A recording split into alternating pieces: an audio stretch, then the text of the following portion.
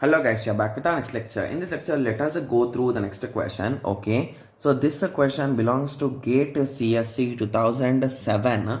The given question is in a simplified computer, the instructions are, so they gave 4 instructions and they gave some code also. So let us go through them. So don't worry.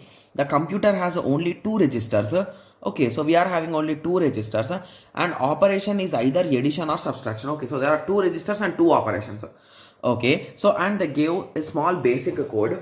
T1 is equals to A plus B, T2 is equals to C plus D, T3 is equals to E minus T2, T4 equal to T1 minus T3.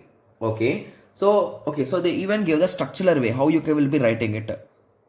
So operation of Rj comma Ri, you will be performing the operation and the result is stored in Ri. Okay, so is it stored in Rj or Ri, guys? So just give me a second, I'll be cross-checking the question once. I think it's just a printing mistake, or is it storing in Rj only? Okay, yes, it is storing in Ri only. Okay.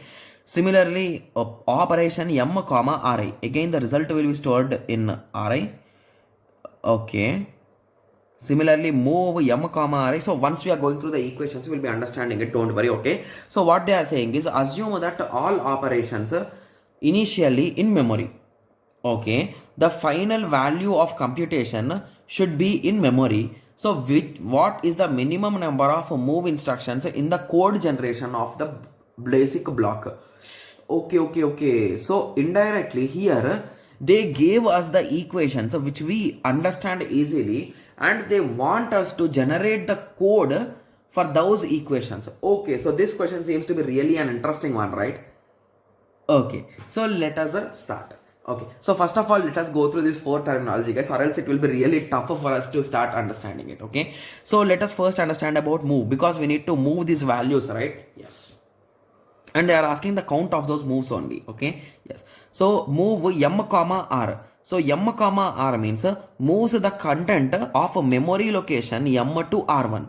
So this value will be pushed into this. Okay, so moves content R1 into M. So basically in this way it is working. So it is working in the opposite way to the traditional way, guys. Okay, yes, so let us start. So what is my goal, guys? I want to do these 4 steps, right? So the first step is T1 equal to A plus B. I need to add those 2 terms first. So that is my first goal or my first step, right? Yes, so what I will do is first I will move one variable among these 2. So what shall we move? Let us move A only. So move A comma R1. So we are having R1 and R2.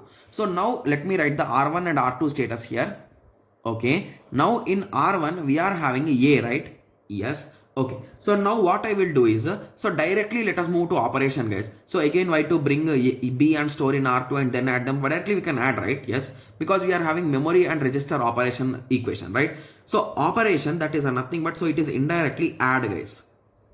Okay, so what is this operation saying? So performs a val operation Ri and stores the result in Ri. So basically the result will be stored in that Ri only. Okay, so value denoted the content memory with them. Okay, yes. Okay, so let us start. So we are doing the add operation. In between which items we need to do? We need to do in between B and R1.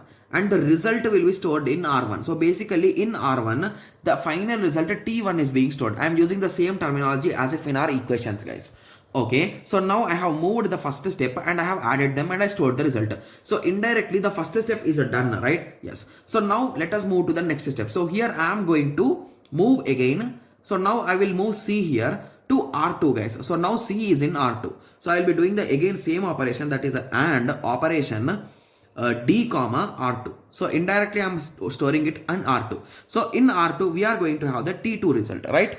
Yes. So once the first 2 steps are done, so the next step is a subtraction and it is in between E and T2.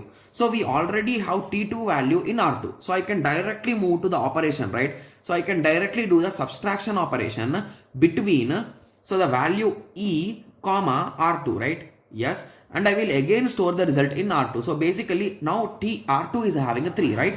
Yes. Okay. So now moving to the next step, we are having the last operation, that is a subtract, right? So we are going to subtract. So that is nothing but the operation. Sorry for right now writing in the reverse order. Okay. So operation subtract in between T1 and a T3. So where is a T1? That is R1 and the next bit is in R2.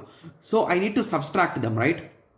Okay, so I will be writing subtract R1 comma R2. So it is going to subtract the result and it is going to store the result in R2. So the final result T4 will be in R2. Okay, so once this whole process is done and they clearly told that I need to push the final result into the memory, right? Yes, so let us assume I'm pushing it to some random memory. Okay, so we are having this move operation, right? So I can write that move operation, it's visible, right? Yes, so move R2, the final result, into some memory location M of 1000. So indirectly I have pushed that into the 1000 location memory, right? Yes, so in question they asked how many move operations are needed. So 1 move, 2 move, 3 move. So a total of 3 moves are required to complete our given process, right? Yes. So now I hope everyone got a clear idea with respect to this question, right? Yes. So it is a conceptually a bit easy and a good and interesting question, guys. Okay. Yes. So I hope everyone got a clear idea with respect to this question. So in the next lecture, let us continue with the next question. Thank you. Thanks for watching. Like, share and subscribe for more awesome videos like this. Thank you.